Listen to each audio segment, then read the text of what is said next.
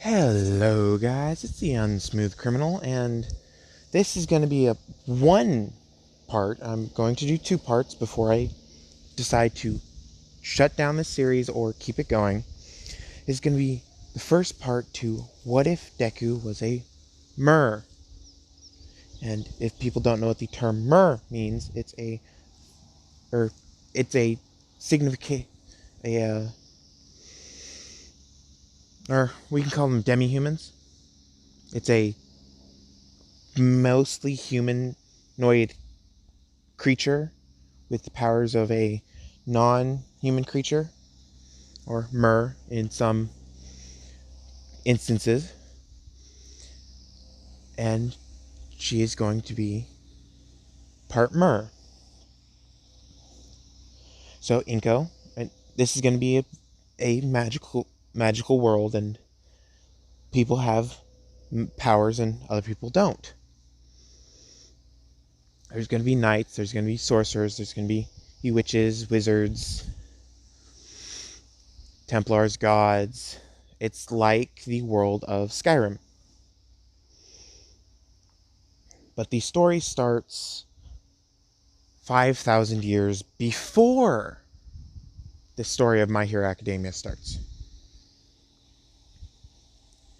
When the races of Mer and people lived in somewhat harmony. It's like when black and whites were peaceful to each other in the segregated times for America, and when they're peaceful to each other and they didn't mix to cause conflict. They were just separated and nice to each other to keep themselves separated. It's not going to go... It's going to kind of go to how it did in America with the revolutions. The people want to start mixing and getting along with each other, but it's going to be more violent. So, one year, a child who was part pixie, part human, and part elf. Not just any elf, a dark elf. And it's going to be female too. And the female pixie and dark elf was already an outcast because she was part pixie and part dark elf. She fell in love with a human. And this human had time magic. A very, very, very rare magic that everybody forgot about. So he can freeze someone's time and set the spell to turn off at certain points. And so he had basically the same time magic as Julius Novachrono from Black Clover. So we're currently in a room with a woman. She's petite in size, but she's not short. And this man, who's quite large for being a human, is... Oh, and he's also part ogre. And ogres have an innate ability to change their size, but no one knows he's part ogre besides him. And they have a child, and this child is really small. And the wife and the woman knows that she's part pixie, so that's probably why she's so small. So, 2-ish years later, the revolutions break out, and full-on wars and conflicts are happening. And magic is being thrown around everywhere. And I'm going to call him...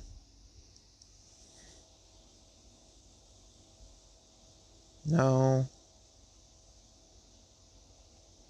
I'm just going to call him Steve. I'm too lazy to think of an ogre name. Or a pixie name. Oh. Izumi is going to be her name. For the main character. Deku is going to be Izumi. Common name. Everybody knows it. I know. But she's 2 years old, and she's just growing her wings.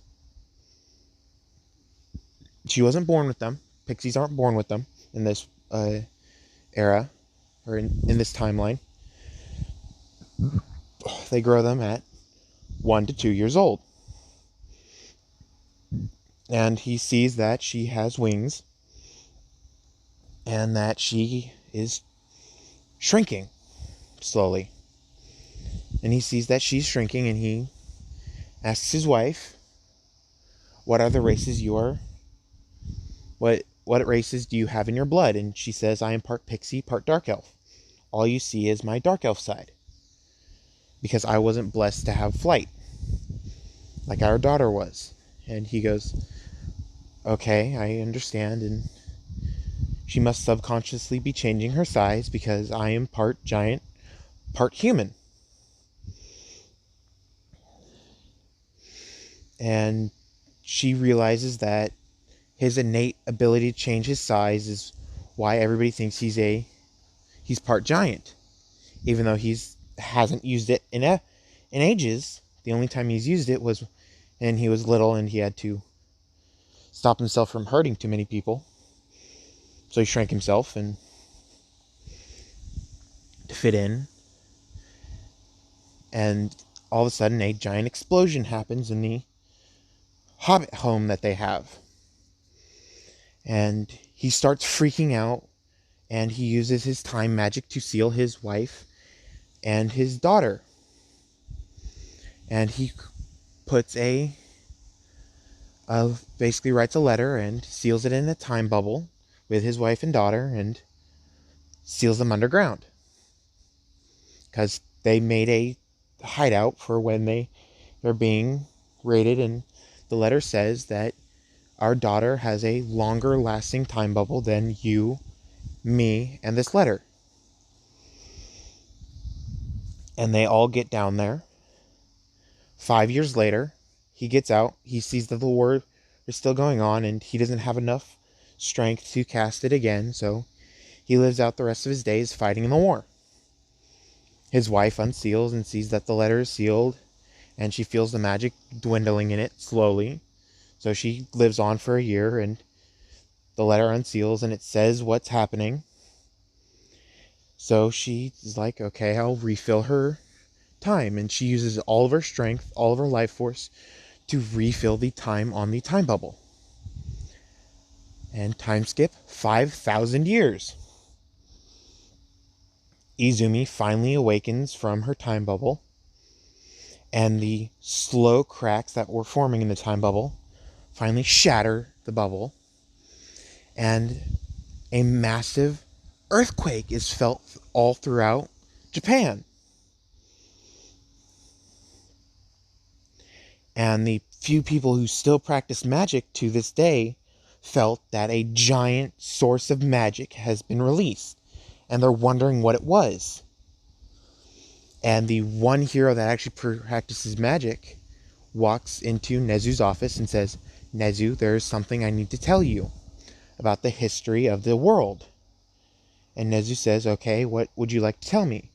So he spills all the secrets about the 300-year war 5,000 years ago, and how there was this giant who knew time magic, and how he's barely alive today, and he's known as a villain, even though he only kills villains. And Nezu says, what do you mean he's known as a villain?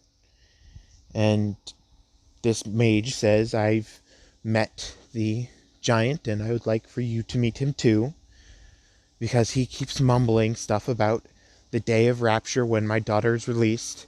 This world shall pay for its crimes against my family. So, a day later, the giant shows up and is at full size, his full giant size, which took him over 100 years to get to. He's full size and he's pissed off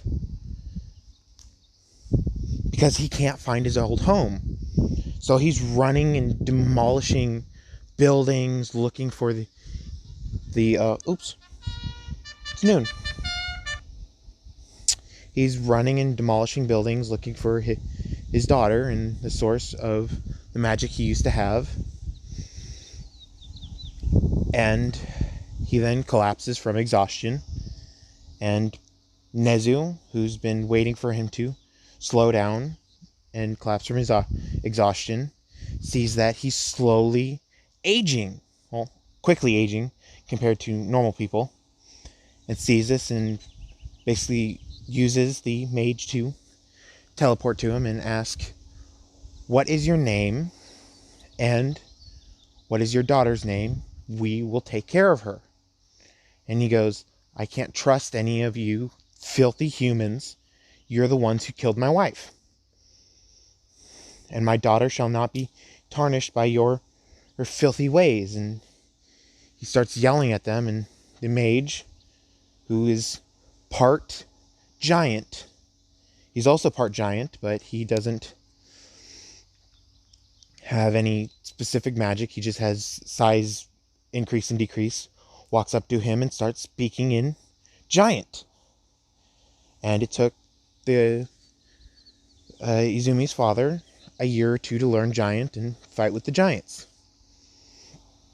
And Izumi's father starts talking to him, and Izumi's father says that only I trust you from the remaining of the demi-humans and merfolk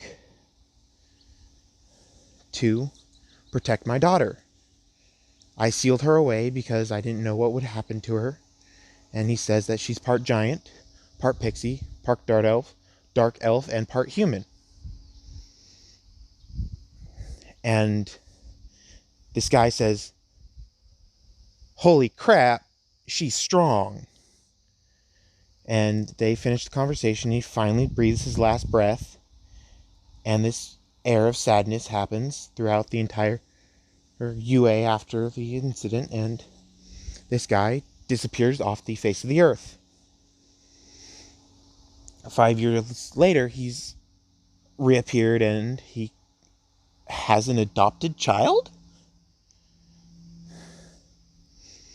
Nezu, who knows who this is, goes and asks, "Who is this child?" And Hisashi Midoriya says this is the child of the giant the last giant in existence besides me. And Nezu says, "So what's so special about this child?" And he goes, "This is the child that is prophesied to change the world." Nezu goes, "What prophecy?" And the giant says, "In prophecy, there was 5,000 years ago, there was a prophecy written up that says a child of 4 different bloods shall mix and change the world for the good or the bad of the races on it." And Nezu asks, "So what are her bloodlines?" And he says, "I cannot tell you. If I tell you, then you and everybody else will want to study her and dissect her. But I'll tell you that she is the child of prophecy, and that she has more magic power than that giant and mine combined. So I shall pull together all the mages and teach her magic so she doesn't lose control and obliterate the world. Because it's easy to do that when you're this powerful."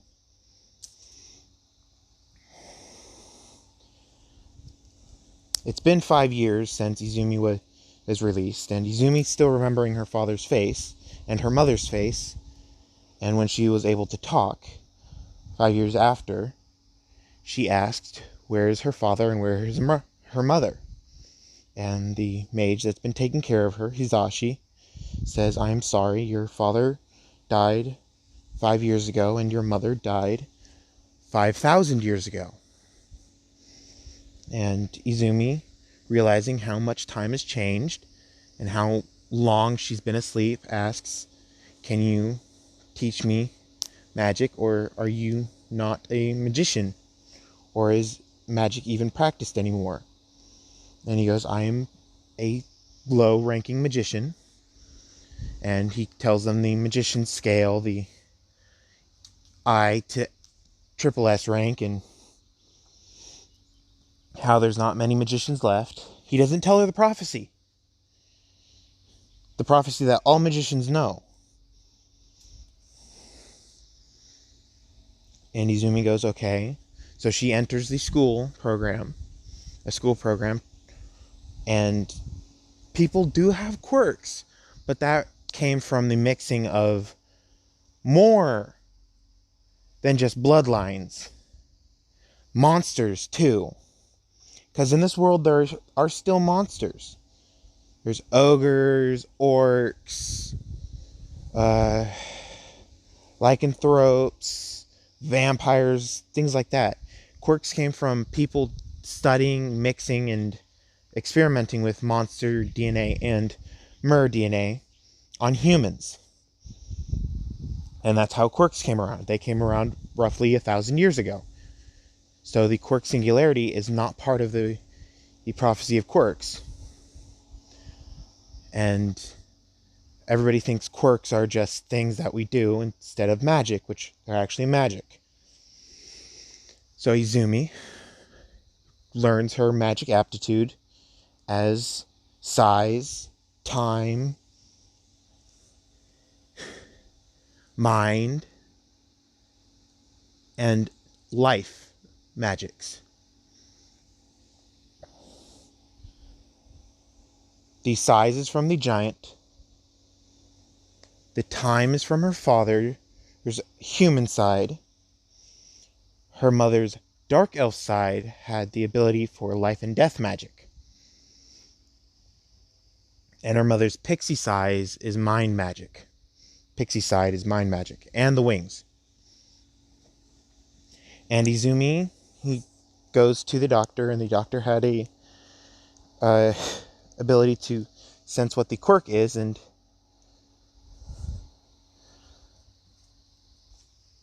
he sensed the quirk and says, you have 3 quirks. Wait, no, you have 4. Wait, no, you have... How many quirks do you have? And Izumi, putting it together that quirks are the new identity of magic, says, I have more quirks than I can count or you can count. And he goes, okay, your quirk is now known as multiple quirks. And that's what he writes down on the paper. Nezu gets the report, and he's looking at it like this guy's crazy. I'm going to skip. So she's 7. I'm going to skip 8 years. She's now 15. She is 3 foot 6 inches. She looks like this, ripped. And she is somewhat of a hero fan. She's not a complete and utterly obsessed with heroes, but she is a fan of heroes. So she's walking home one day. Well, no, she doesn't walk. She flies home with her wings. And she's great friends with Bakugo because she used her mind magic to slowly alter his mind from the cocky, I'm king of the world, to the I'm really good, I also still need to improve, and there could be people stronger than me mindset. So he's a lot nicer in this one.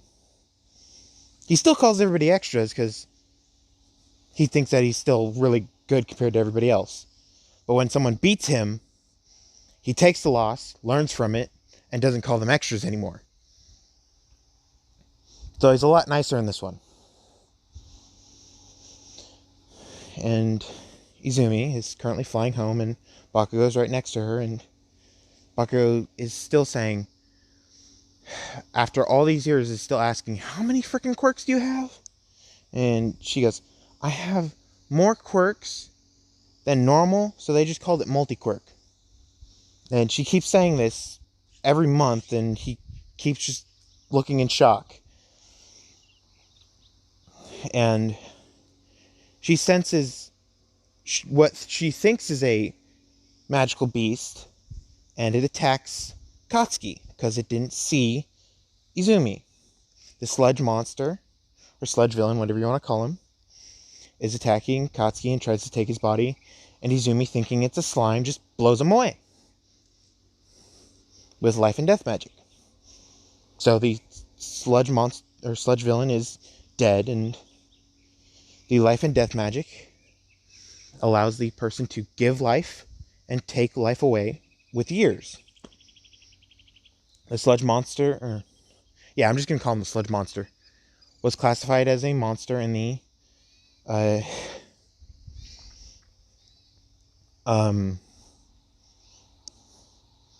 cops books because the sludge villain had no right and wrong. He just had what's best in interest for me. And he kept getting loose, even with the court canceling rooms and the airtight rooms or watertight rooms. So they classified it as a monster and had heroes, if they could, kill on sight. And since he was pretty much immortal, because of slimes are being immortal, Izumi has a life expectancy of now 1,000 years. So she's going to get really overpowered. And All Might, who has giant blood in him, and he knows he has giant blood in him because he's also a wizard. Yes, I'm making All Might a wizard. And he has not met Izumi yet because Hisashi, who's been keeping an eye on Izumi, says that since All Might has been injured, he shall be going to UA, and UA shall take Izumi to teach her stuff about this world and how heroes work and how laws work, because she still barely understands that stuff. All Might goes, "I am here," with his normal speech. And he goes, "I am here. And I'm not needed." So he's about to walk off, and Izumi goes, Wait. You're a giant, are you? Aren't you?" And his eyes widen and say, "I don't know what you're talking about. I am human." And Izumi, he flies up to him and shrinks down to the pixie size that she normally prefers. She stays her true height of 3 feet 6 inches when she is in public, but she prefers her pixie height of 6 inches. And she flies up to his shoulder and starts whispering in his ear, "You are very weak for being a giant. I could help you, but I need to discuss stuff with you." And All Might goes, "I understand, and I shall talk to someone to get in touch with you,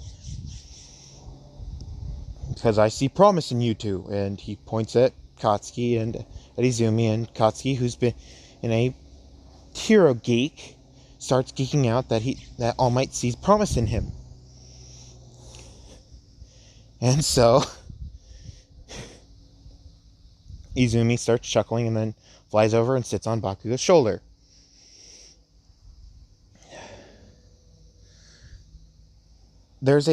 I'm going to get off topic for a second. There's a YouTuber called, I think it's That Guy. Hold on, I'll be right back. Yes, his name is That Guy, and he just made a What If Femme Deku was Pesky Dust from Ben 10? And he was talking to someone who had a really good idea of making her ship with Shoji. Really great idea. Forgot the name he said for the guy, but props to him. So Shoji is going to, and I'm going to make him part beast instead of part mer. So that's gonna be fun. Anyway, so Bakugo starts walking back and asks, "What did you say to All Might?" And she goes, "That's a secret. Maybe when you get older, I'll tell you." And she starts joking around how immature Bakugo was, a few minutes ago, and he goes, whatever. Because he still gets irritated easily. Yes, he does have anger issues still, but Izumi fixed most of his problems. So Bakugo is currently, how should I say this? Yeah, Bakugo is currently a 5'11". Izumi at her full height is 3'6". And All Might, who is 7'2" in this, at his human height. That's his human height, not his giant height. Because he still can grow with his giant height. And All Might collected the sludge monster and took it to the police station and says that a kid was defending herself and this sludge monster attacked. And the cops are like, okay, we'll take this into advisement and burn this villain. Or they say burn this monster so it doesn't have a chance of reforming. And All Might says there's no need. There's absolutely no life signs back in this monster because she has a very strong quirk. And all the cops are like, what the hell? Who is this person? And All Might says, I will chat with Suguuchi about her in a few days after I talk to her again. So Suguuchi, after a few days, is talking with All Might. But a day before that, All Might is talking with Nezu, and Nezu is like, I don't think you should, but oh well. And Hisashi walks into the office with Izumi. Hisashi sees All Might and is like, All Might, yeah, this is my adopted daughter. And he says, All Might, can I talk to you real quick? And All Might says, sure.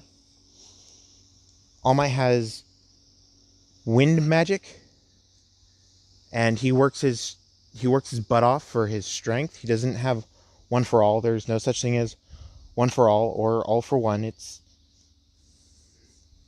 It's quirk steel or he has wind magic, and all for one is the epitome of magic stealing. He copies the person's magic and remembers it, then steals their mana, which drains them of some of their life, and he just knocks them out after that. And they can't use their magic anymore because he drained them of all their mana, and they don't know how to get it back. So Izumi's talking to Nezu, and Nezu is catching up with Izumi because he hasn't seen her in a while. And Nezu asks Izumi, would you like to come to UA? And she goes, I'm already signed up for the entrance exams. So if you try offering me a spot in UA, I'll decline. And Nezu goes, I kind of expected that. I've made a specific area for you, so you're challenged. And Izumi goes, thank you, and I'll see you at the entrance exams. Then she walks out, and Hisashi goes, okay, the chat is over, and you'll talk to All Might when school starts in 10 weeks, because it's not 10 months anymore. It's going to be 2 months. So she walks out of UA and goes home. Izumi is now in pixie form and flies into her room. And she doesn't even open the door anymore. So the door is basically welded shut with dust and grime that's built up in it. She just has a hole through it and flies through it. And Hisashi's like, God dang it. What am I going to do with her? And lately she's been calling him dad because she didn't really have a good connection with her father. And Hisashi has been treating her like his daughter. And Hisashi has been going out with a random girl that Izumi has not met yet. So there's no Inko Midoriya. There's only Hisashi Midoriya. and Izumi Midoriya. But her real name is Izumi Lightbringer. I know, cheesy and corny. It's for the last name. And Izumi doesn't know that, but Hisashi knows that because the giant's name was something Lightbringer. I don't know any giant names. So we are going to go to the entrance exams. Izumi is currently flying into the UA building with a while being in pixie size, and Mike, who has a sound quirk, but he really uses sound magic, that he can't control most of his magic, is shouting and having a good time explaining everything, but she goes straight to Nezu's office, and Nezu goes, "Here's your test," and he hands her a 10 times more difficult test than the tests that the participants normally take. And she goes, "Are you seriously giving me something this easy?" And he goes, "I know you say it's easy, but this is 10 times harder than what they're taking." And all of a sudden they hear, "What the hell is this? This is way too hard for them." And that's All Might and Mike in the other room shouting that this test is way too hard for just children. And Izumi, 5 minutes later, walks in and says, "Read this one." And I'm done with it, by the way. You can correct it now. And she places it down in front of Mike and walks to the fake city. And this fake city has magic, or the stuff that can help block out magic and resist magic, all around it for the special unit that, or the special mages that actually come through UA. And Aizawa is a mage, and he has a quirk too. He has the ability to nullify magic with his eyesight, because he has the blood of an anti-magic beast and a Medusa in him. He has basically vine magic, and he uses it on a scarf that he wears around his neck. That's how he has the floating scarf every once in a while. That's what I'm explaining it with. So Izumi is placed in this city, and she has to fight 10 magic steel creatures. 10 of them. One is a magic steel slime. One is a magic steel lycanthrope, also known as a werewolf. One is a magic steel vampire that's currently in a building waiting for her to walk in because it can't see very well. One is a magic steel golem replacement because they don't know how to make a magic steel golem. So they have someone in the suit basically piloting it.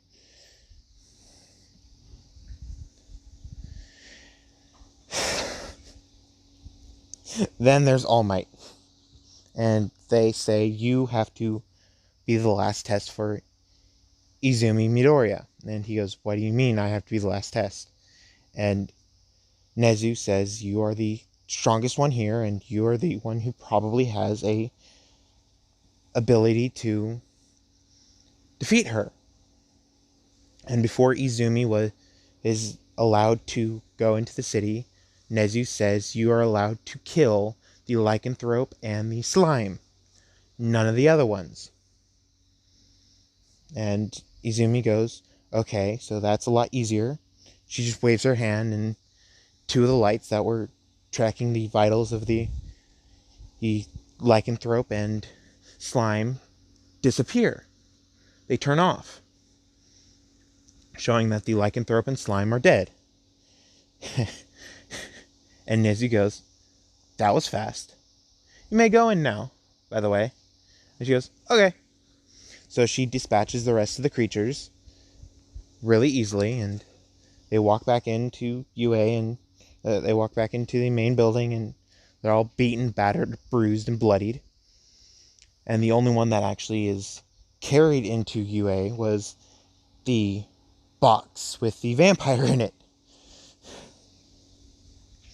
It's a box it's basically Nezuko's box from Demon Slayer, but the vampire's in bat form, so it's a very small box compared to it. And the vampire, whenever it sees Izumi, is now terrified because it got absolutely demolished.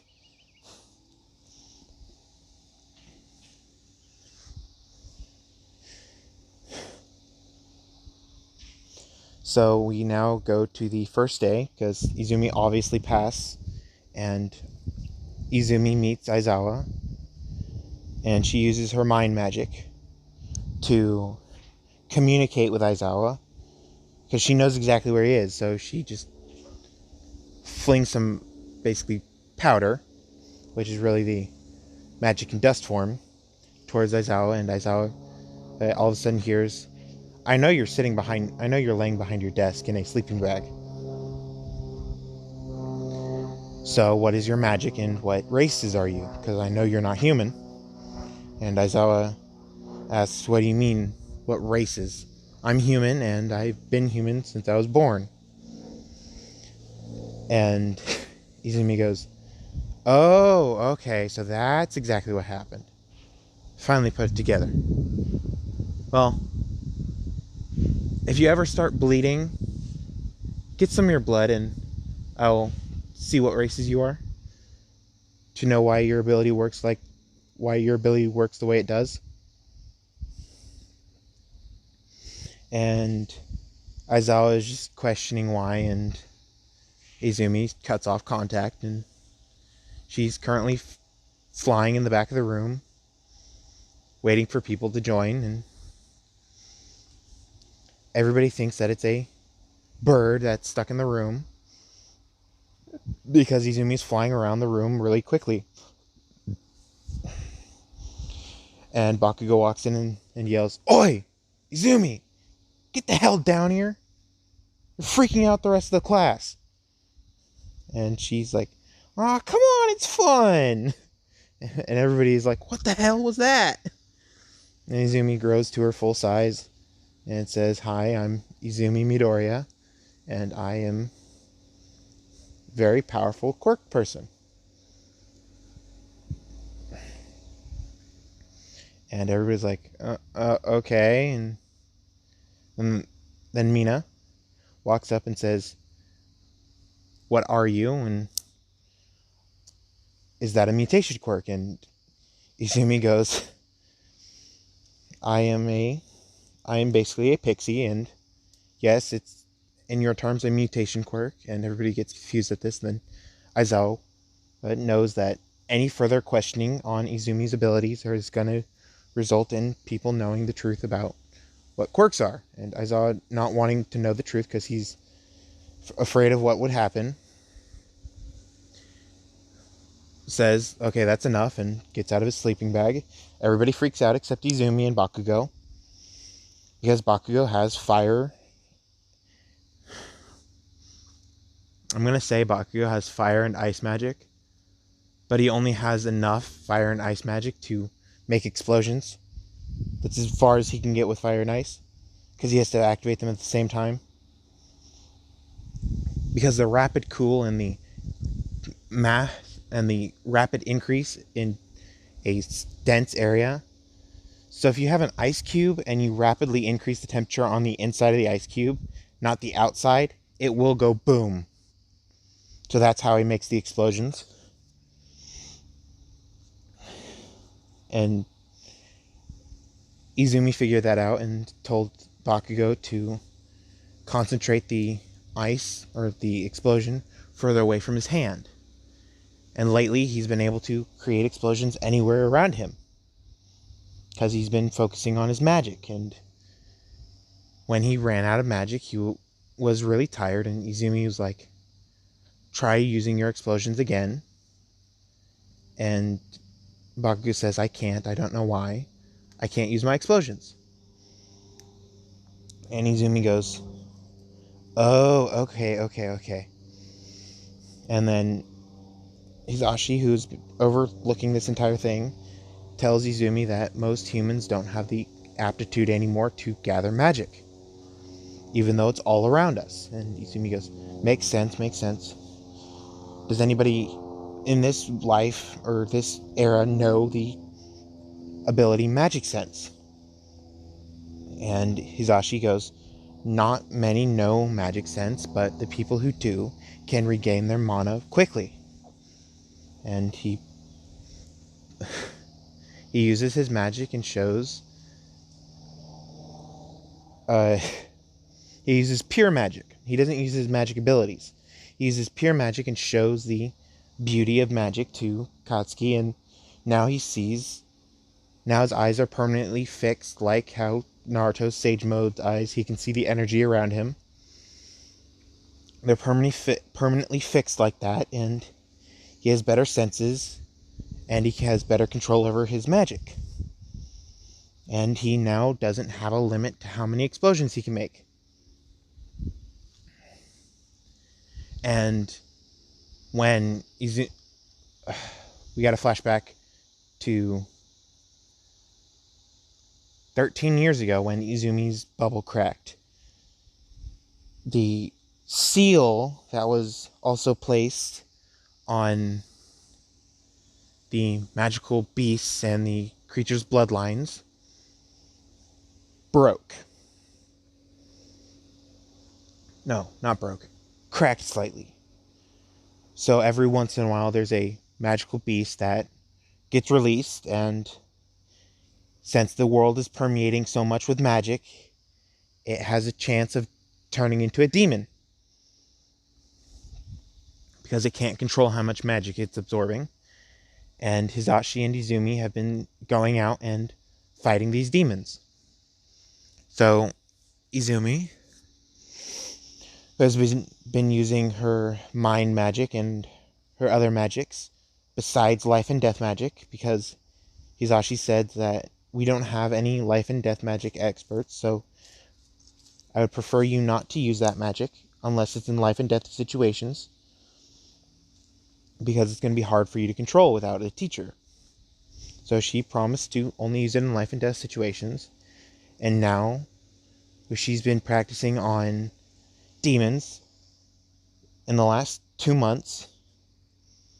2 months and 2 weeks that she's gone out and killed her life and death magic.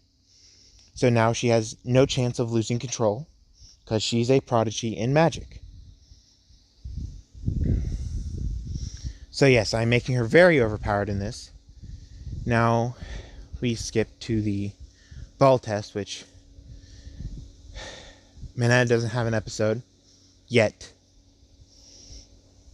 So the ball test happens, and Izumi goes to her full form and enhances her body with magic, because she has complete and utter control with the magic in her body.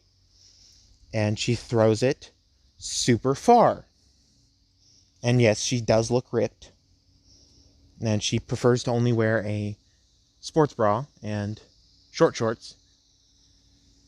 So she is currently pretty much naked.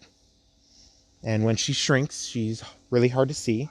And she prefers to stay shrunk, so no one notices that she's not wearing normal clothes.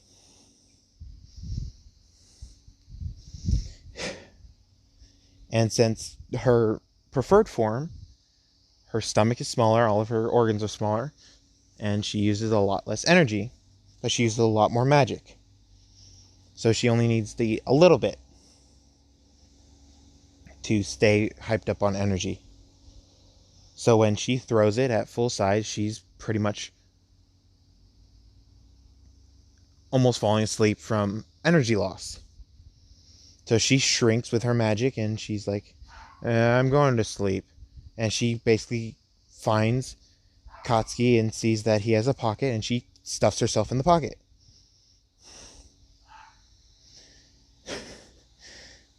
And Katsuki's like, oh my god, this again. So he brings out a tiny piece of candy from his other pocket and shoves it in that pocket, and all of a sudden, and everybody hears this the snapping of candy. And everybody looks at Katsuki where it's coming from, and he goes, "That ain't me."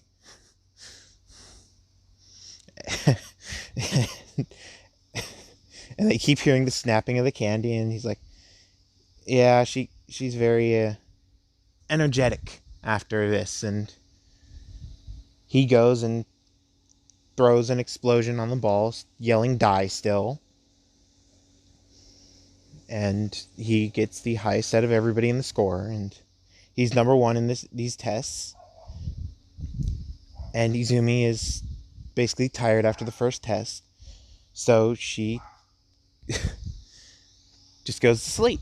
She doesn't give any fucks about the rest of the test. So she fails the exam, and Aizawa, seeing that she's failed, is like, "I know she's strong, but she failed. I'm just going to say it was a lie." So he yells that it was just a lie, and everybody was fooled and into trying their best. And Momo's like, "Didn't you guys realize it was a lie?" And Aizawa goes, "If Izumi actually tried, I wouldn't have lied. I wouldn't have said it was a lie because I wasn't lying." And he was thinking that, and Izumi, who's partially awake, comes out of the pocket and sits on Aizawa's shoulder saying, "Yeah, thank you," and then falls asleep on his shoulder from what looks like a dead fairy on his shoulder, and he starts giggling because it's kind of cute how she just passed out on his shoulder. So everybody sees him giggle, and it's like, that is very creepy. So they ask him not to do that ever again, and he goes, "Shut up and get back to class. We got one more thing for me to tell you, and you guys have lunch."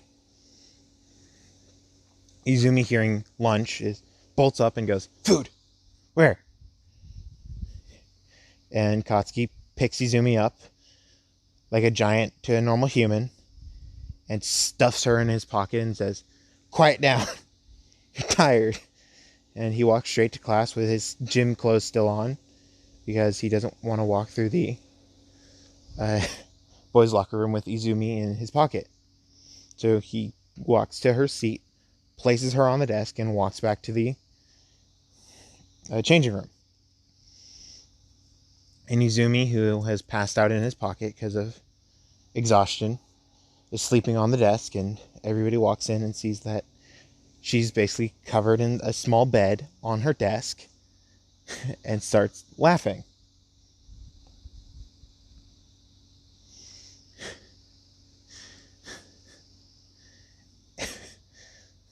And Aizawa walks in and is like, "Okay, we're gonna have to wait." Katsuki walks in and pulls out a granola bar and puts it on Izumi's desk, and Izumi wakes up and starts eating. And he says, "Now you don't get lunch." And she goes, "You meanie!" Like a little child, because she's basically acting like a child. And he goes, "That's what you get for not eating a full breakfast and lunch yesterday." She goes, "It's not my fault I can't eat much when I am small." And he goes, "Exactly. That means you got to be in your normal size when you eat." Then Izumi goes, "But when I'm in my normal size, I can't go to small form for a while after I eat." And he goes, "Okay, then don't go to small form for a while." She goes, "But I like being this size." And he goes, "I'm done with you. Stop talking." She goes, "Meanie." And she's still nibbling on the granola bar, or like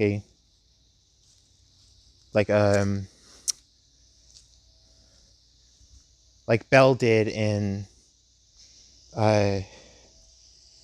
not Belle, Romulus did to the cookies in That Time I Got Reincarnated as a Slime. Great show, by the way.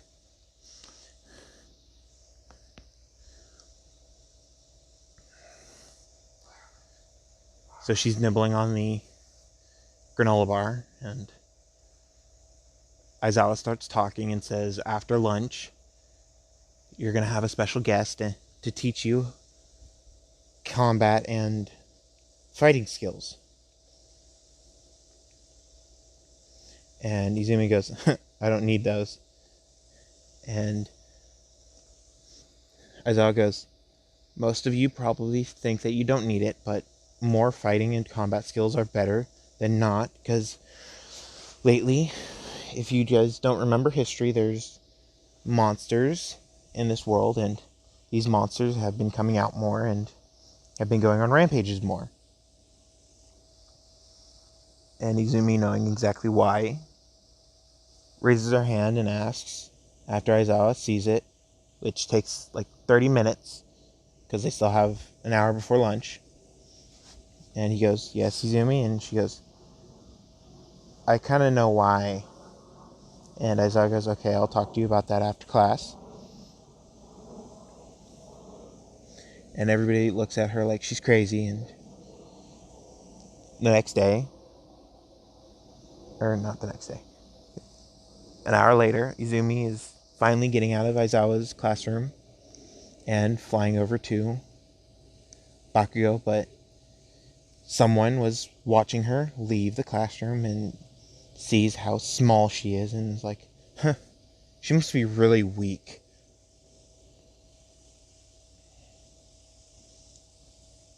Remember, all of her bloodlines and her abilities were classified as quirks. And there's one person in the classes that can copy the quirks and who can copy quirks and project them onto other people.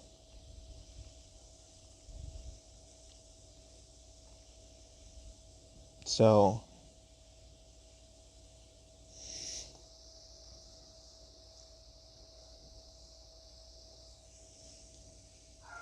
Izumi is currently flying into the lunchroom, and all of a sudden she gets grabbed out of the air, and this guy's grinning, and Bakugo, seeing that Izumi was flying because he was looking towards the classroom hallway, saw that she was flying, and then Shoji, who was currently walking out of the cafeteria to go to the roof, sees Izumi get plucked out of the air and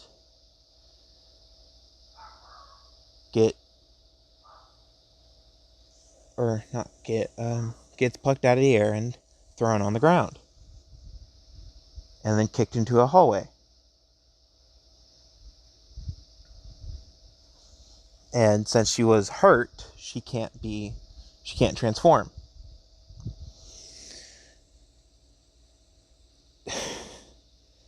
So the guy starts stomping on her, and since she's smaller, I'm using the Ant-Man theory, where the smaller you are, the denser you are.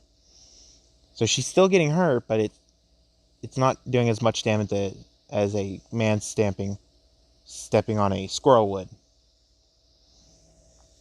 And Shoji saw that she got kicked into the hallway, drops his meal, and runs into the area and sees that this blonde-haired kid is currently beating the crap out of Izumi. And Shoji, who's very respectful to the female gender, and Izumi is going to get a harem. I'm sorry. She's going to have a harem. And Shoji, who is very protective and respectful to the opposite gender, runs in and grabs this kid by the head and picks him up and throws him out of the hallway. And Aizawa, who finally came out of his classroom, sees this kid get thrown out of a hallway, and he runs to the hallway and sees Shoji picking up Izumi, and this kid getting up and then immediately falling with a nosebleed and his eyes rolling to the back of his head. And Aizawa immediately asking what the hell's going on, and Izumi's currently passed out in Shoji's hands because she's that small. And Shoji says that Izumi was flying and about to enter the lunchroom when I saw her get grabbed out of midair and thrown on the floor, then kicked into the hallway. And Aizawa goes, "Who did this?" And Shoji points to the kid that's currently losing blood and looks like his brain was fried. He didn't go stupid like Kaminari does, but he did have his brain basically burn out from the overuse of quirks.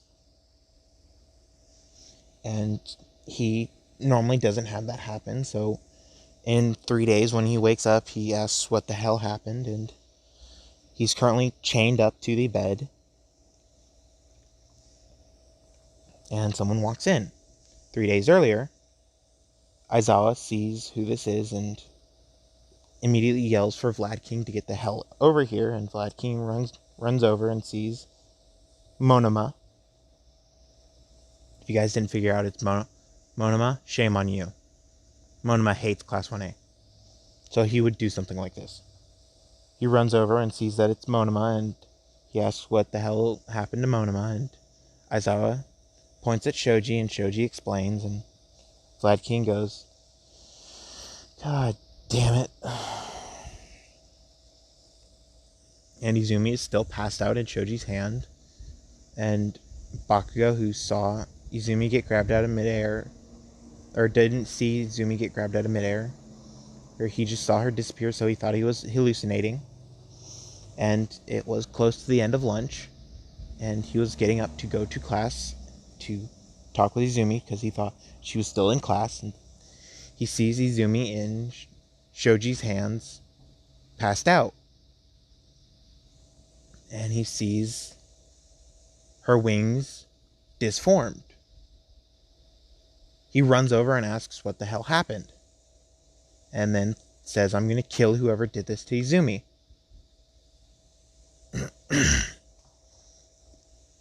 And Shoji is like, "Okay." And he points to Monoma, who's currently passed out on the floor, or basically fried with his brain. And Aizawa calls the police because they don't tolerate this in UA. And then Nezu comes by because the police also called Nezu saying that there was an attack from one student on another on your campus, and you have to deal with this student. And since there's security cameras everywhere and Monoma didn't know that, Nezu walks up and says, "We have it on tape and we shall see what happened. Take Monoma to the hospital. The cops will question him when he awakes." And the videotape, this is a day later, the videotape is finally downloaded onto a hard drive, and Nezu takes it to the police officers and says that Monoma was the aggressor and viciously beat on Izumi. And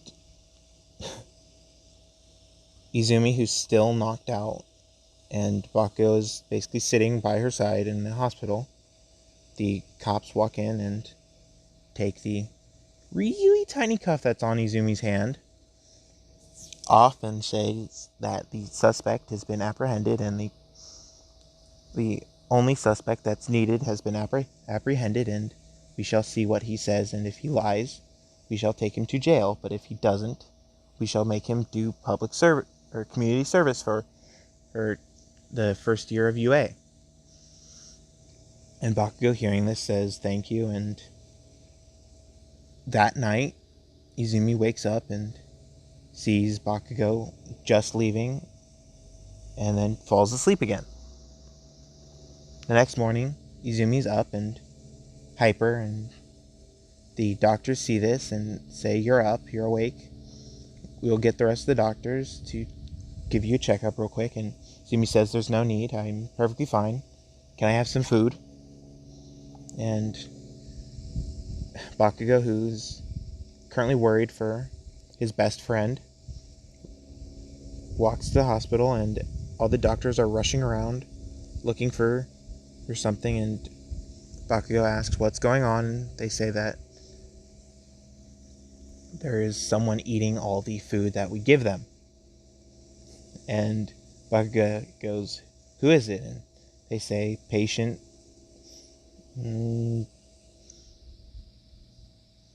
22 in Sector Blue. Sorry. Favorite color and favorite number. I'm sorry. But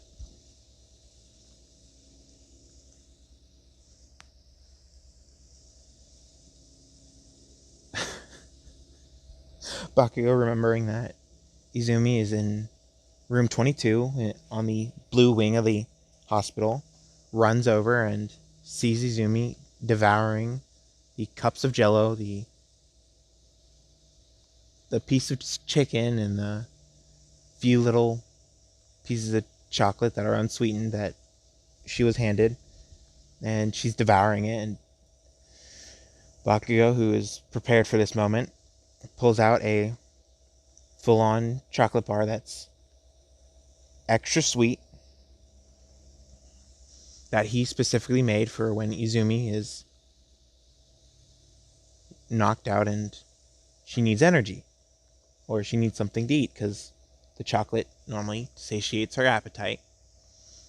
So he hands the doctors and say, just give her this and tell her to go into pixie mode.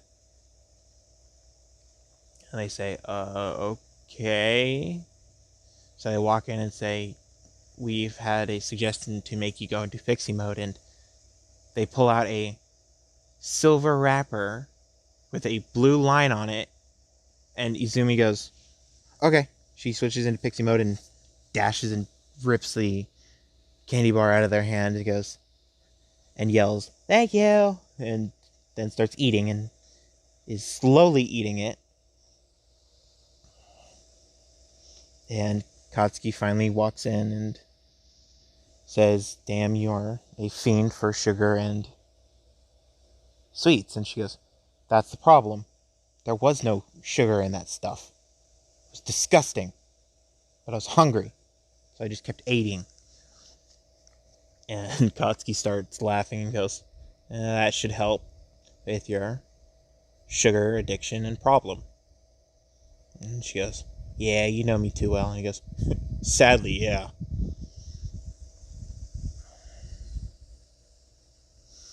So it's now the next day, and Monoma is waking up.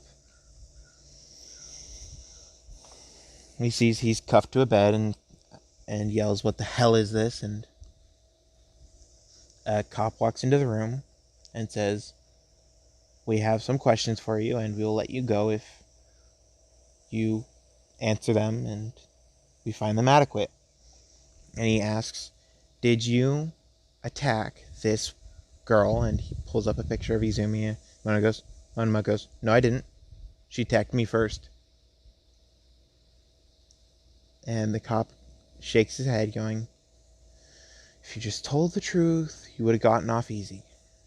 And he signals for the rest of them to come in, and Monoma, it gets basically dogpiled, and since they have basically hazmat suits on, well, not exactly hazmat suits, they're covered their entire body because he has to have skin contact.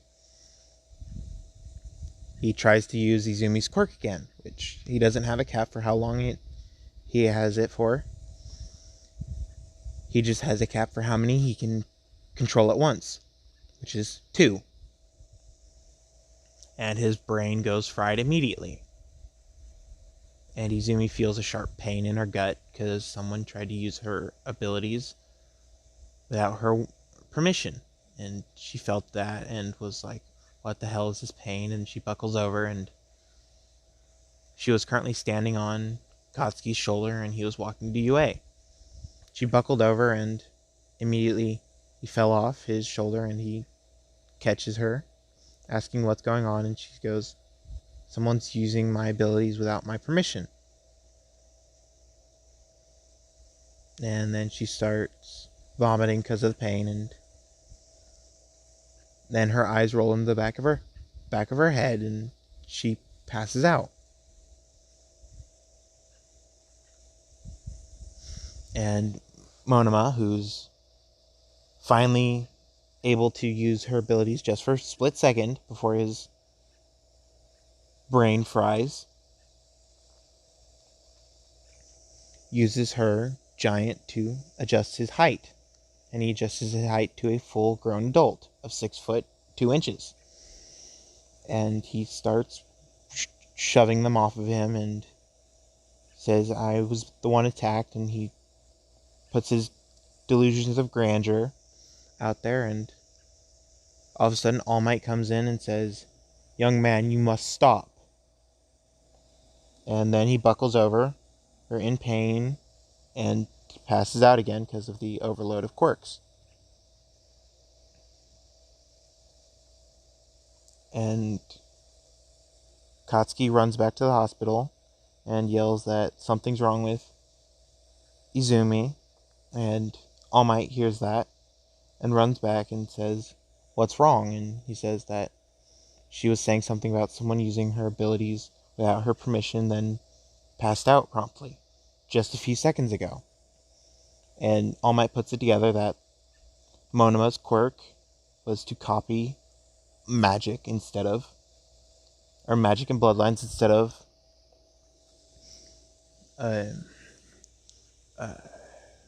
quirks, because he knows that quirks are magic. So he yells that someone with a weak quirk needs to touch Monoma, and then someone else with a weak quirk needs to touch Monoma again. So he doesn't have hers, and he points to Izumi in Bakugo's hand, quirk. And two people who are doctors there has a weak regeneration quirk, and because all they can do is wake up faster from being knocked out. Hold on, I gotta sneeze. Came back. Ow, that hurt. Sneezes hurt. Don't know why. And then the other person who has a slight ability to enhance his body with magic touches him, and he takes that and the weak regeneration from the magic, and he wakes up after 5 minutes and tries to grow again, and feels that all he can do is get a little bit stronger, and he goes, what the hell happened? I was just super powerful. And Izumi at this point has a glove on her hand, and she's full size, and she punches Monoma square in the face.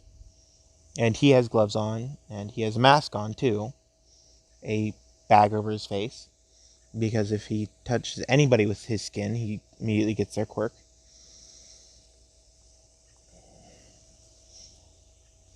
So they have to put him in a high security prison for the clinically insane.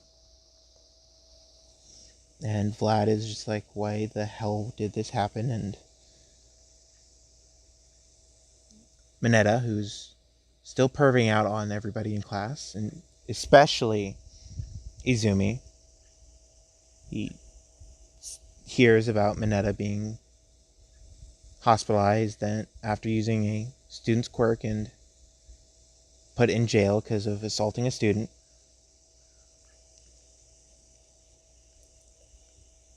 Then a mandatory assembly is called, and Nezu walks on stage, gives a speech about how they're all promising heroes, but they still have to follow the rules. Then he says, for the people who are perverted out there, any kind of perverted action can be classified as sexual harassment, and you can be expelled for it. Any kind of physical assault without being a challenge that both of you accept, or a class activity, is considered assault and will not be allowed on campus. Or fighting without due cause is considered assault. And if no one knows what due cause is, it's how cops get permission to arrest. They have to have a good reason to arrest somebody to arrest them. That's what due cause is.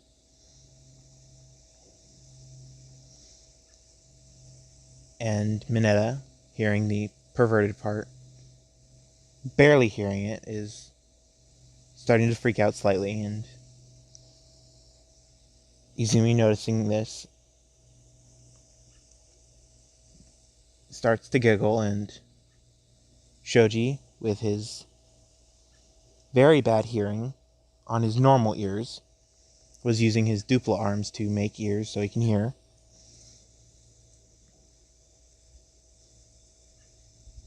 Yeah, that's what I'm going to make him. I think I'm going to make him that.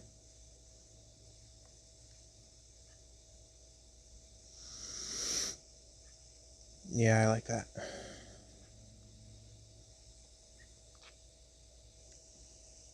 And Shoji was using his ears and hears the giggle, and since Izumi is in front of him, on Katsuki's shoulder, he sees how cute she is and starts blushing slightly, and no one notices because he still has a mask on.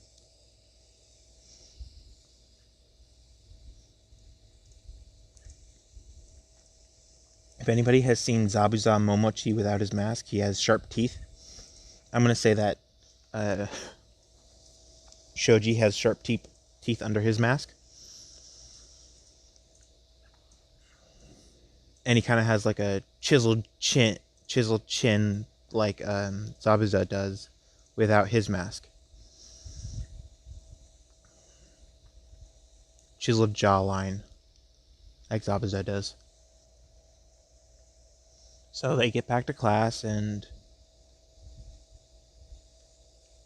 the training, the special move training, was a few days ago, and now it's the heroes versus villains.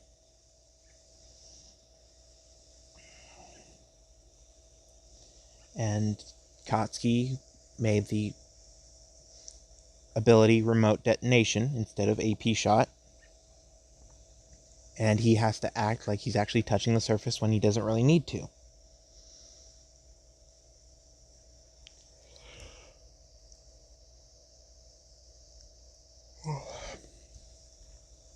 So Katsuki and Shoji are placed on a team together, and Izumi and Todoroki are placed on a team together. No, not Todoroki.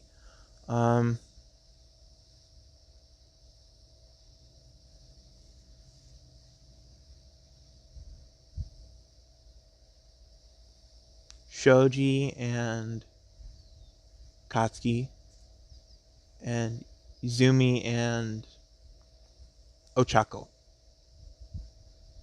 Yeah, Izumi and Ochako.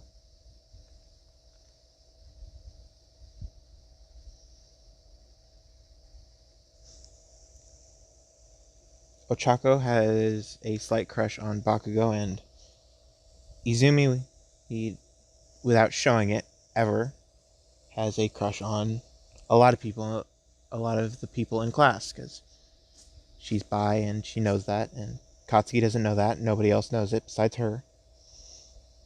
She hides it really well because she is small, and she's very easy to miss when she's moving around really quickly. Shoji and Bakugo say that we need to make a net for Izumi because she's fast and very, very, very hard to catch. Shoji and Bakugo immediately agree that Shoji's dupla arms are really good for the net. So Shoji makes hands, and Bakugo basically claps all the hands with his and say that I can now detonate my explosions on your hands from a distance. And now you have, since you have 12 hands, you can make a net or an array for Izumi to get caught in. because she's kind of scared of loud noises when she's in small form and right next to them. Shoji's like, okay, I'll get ready, and when All Might says go, Uraraka, with her anti-gravity magic, her gravity magic, since she doesn't have very good control over it, all she can do is float things. She's like, Izumi, you're probably going to be the fastest and best to get in there. I'm about to make you faster. And Uraraka grabs Izumi for a second and lets her go, and Izumi, without trying to fly, is floating, and she goes, did you just make me weightless? And Uraraka goes, yes. Then Izumi darts off like a pixie would in any game. They are super freaking fast and annoying to catch. So she darts off and checks every room from the bottom to the top, and the last room, she's like, God damn it, all the cliches about the last room being the first one to check, and it's actually there. And she basically flies towards the door and gets into a needle-like stance with her legs, and gets into a swan dive-like stance with her arms, and she flies right through the door like a bullet. And Shoji, seeing that the door just got penetrated, and Bakugo, seeing that, starts activating Bakugo's quirk, and Shoji starts moving his arms around, and all of a sudden Izumi starts freaking out slightly every time a loud noise goes by near her, and sees that she's being led to a specific area, and is like, oh god. And since she's still freaking out about the explosions, she goes straight to that area like a wild animal, and Shoji basically bear hugs her, and she's like, I don't know why, but I like this. And she tries to escape with her increased strength, her slightly increased strength, and she can't. Bakugo immediately runs down and fights Uraraka, and Uraraka's like, what the hell? Izumi should have been in there. And they go, I've been with Izumi most of her life. I think I know how to defeat my friend. And Uraraka goes, crap, we forgot about that. And so the hero team loses. I know, it's kind of sad. And Shoji lets go of Izumi, and Izumi is just has a nosebleed because of being hugged so long by someone she has a crush on, and just basically immediately passes out once Shoji releases the hug, and basically peels off like a old sticker. And when she falls, Shoji catches her, and yes, they do have their hero costumes on. And what you see basically in the picture is what she's wearing. Just a sports bra and a pair of short shorts. So she has free movement of her limbs and the ability to grow and shrink with her abilities. I could have given her light magic so she can hide her parts and make her own clothes and just be naked the entire time, but I wasn't going to be that perverted. And while she was basically in Shoji's grasp, she felt something familiar from Shoji, and she felt a pixie and giant blood combo, and she was confused. And she asked Shoji, has he always been this tall? And Shoji goes, yeah, I've pretty much always been this tall ever since I was 12. After she wakes up, they're in the monitoring room, and she says, Shoji, I would like to talk to you at lunch today, and this is before lunch. And Shoji goes, sure, I'll meet you up on the roof. Time skip to lunch. She meets him up on the roof, and she says, Shoji, besides your dupla arms, I feel some familiarity with you and what you're made out of. And he goes, what do you mean? And she goes, you are part pixie and part giant like me, but I feel something else from you. I don't know what it is yet. And Shoji's like, what do you mean I'm part pixie and part giant? She goes, Shoji, I want you to think of wings. And he thinks of some... no, not that. He thinks of some wings, and the first thing that comes to his mind are angel wings. And all of a sudden, a pair of wings show up on his back, and he starts freaking out. And then Izumi says, think small thoughts. So Shoji starts thinking about what he would look like if he was smaller, and he starts shrinking, and then he feels really tired, and Izumi says, I'm gonna shoot something at you, and you'll see something pretty. I want you to walk forward and think of grabbing it, but without moving your arms.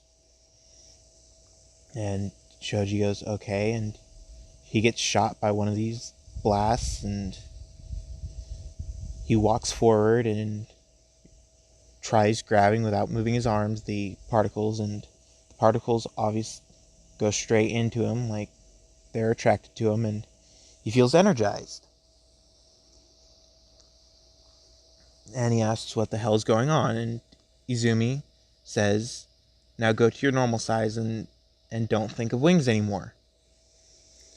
And Shoji instinctively goes to his normal size and turns off his wings. And Shoji asks, what the hell was that? And Izumi says, you are part giant, you have the ability to grow and change your size, and you are part pixie, which you have the ability to shrink and change your size, and have wings. And Shoji goes, that is strange and fairly cool. And Izumi says, you are taller than me while we are in pixie form. You are 7.5 inches. I am 6 inches, and you're kind of good looking while you're in pixie form.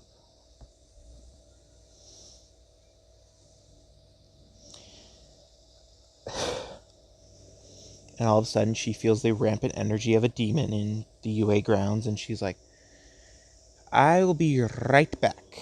And she darts off like a bullet, and when she finds this demon, it's a rampant slime that has been demonized because of the energy in the area. And she's like, how the hell did you get into UA?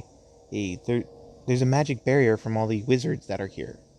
There's like 10 wizards in the staff of UA.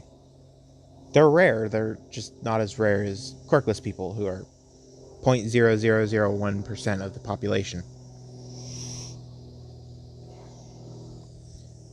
And the slime starts lashing out at every living thing, including plants. And it's killing everything around it. And Izumi, using her ability, zaps the energy and life essence of the slime and absorbs it. And she feels a pain in her head. And she doesn't know why. And she then feels her head, and she feels bumps. And she looks at her hand because she thought she saw something different, and her skin tone is a little grayer. And she's like, oh yeah, my mother was a dark elf. Makes sense that when I absorb too much demon energy, the demon energy are from the curses that the dark elves have when they're born. So that's why they're have gray skin tones. But since Izumi had a pixie, a giant, and a human's energy, she didn't have a curse immediately. So now she has a curse, and the curse is to love both genders. Because she was straight. She was straight. Now she has the curse of bisexuality. Which I don't know why I wanted this to be the curse. I think it's just because I had no other ideas, but I'm going to leave it there. So she's cursed. She has lumps on her head. You probably could figure out what those are. And she has taught Shoji how to change into a pixied state. How will he show the evolution of his quirk? How will he explain the evolution of his quirk? And how will Izumi explain the skin tone change and the bumps on her head? You'll find out next time in Dragon Ball Z. No. You'll find out next episode, which will be in like 10 minutes for you, but maybe an hour or two or 10 minutes for me, but maybe an hour or two for you. But see you guys next time. Bye.